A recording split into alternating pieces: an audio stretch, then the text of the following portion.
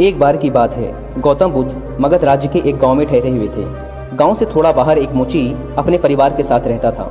उस मोची के घर के पास एक तालाब था। एक दिन रोज की तरह मोची सुबह तालाब में पानी लेने गया। वहां उसने तालाब में एक बहुत ही अद्भुत पुष्प देखा। वह पुष्प देखने में बहुत ही सुंदर था और चमत्कारिक भी प्रतीत हो रहा था। मोची ने तुरंत ही अपनी पत्नी को बुलाया और वह पुष्प उसे दिखाया। मोची की पत्नी आध्यात्मिक और धर्म में आस्था रखने वाली थी। वह पुष्प को देखते ही समझ गई कि जरूर यहाँ से महान गौतम बुद्ध गुजरे होंगे। उन्हीं के प्रताप से यह पुष्प खिला है। पुष्प को चमत्कारिक मानकर मोची ने एक योजना बनाई। उसने अपनी योजना के बारे में अपनी पत्नी को बताया कि वह इस पुष्प को राजा को देगा और उनसे खूब सारी स्वर्ण मुद्राएं लेगा। उसकी पत्नी ने भी सोचा कि यह पुष्प उनके किसी काम का नहीं है, इसे राजा को ही दे दो, कम से कम कुछ कमाई तो होगी। पत्नी की सहमति के बाद मोची राजमहल की ओर निकल गया। राजमहल के रास्ते में उसे एक व्यापारी मिलता है। मोची के हाथ में पुष्प देखकर वह रुक जाता है। वह मोची से पूछता है, भाई ये पुष्प कहाँ लेकर जा रहे हो?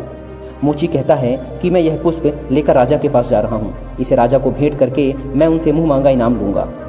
व्यापारी ने मोची को प्रस्ताव दिया कि तुम यह पुष्प मुझे दे दो, मैं तुम्हें बदले में 100 स्वर्ण मुद्राएं दूंगा।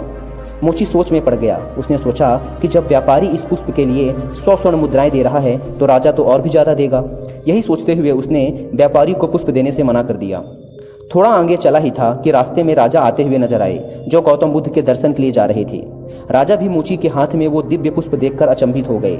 राजा ने मोची को पुष्प के बदले 1000 स्वर्ण मुद्राएं देने को कहा। यह सुनते ही मोची के मन में एक अजीब सी चेतना आई और वह राजा को पुष्प न देकर दौड़ता हुआ सीधे महात्मा बुद्ध के पास जा पहुंचा। महात्मा बुद्ध मोची को देखकर हैरत में पड़ गए। उन्होंने मोची से पूछा तो मोची ने उन्हें सारी बात बताई। इसके बाद मोची ने वह पुष्प महात्मा गौतम बुद्ध के चरणों में अर्पित किया और उनसे कहा कि पहले मेरे मन में पुष्प को देखकर लालच आ गया था, लेकिन अब मैं समझ गया हूँ कि जिसकी छाया पड़ने से एक पुष्प इतना दिव्य हो गया हो, अगर उसकी शरण में मैं चला जाऊँ तो मेरा जीवन भी धन्य हो जाएगा।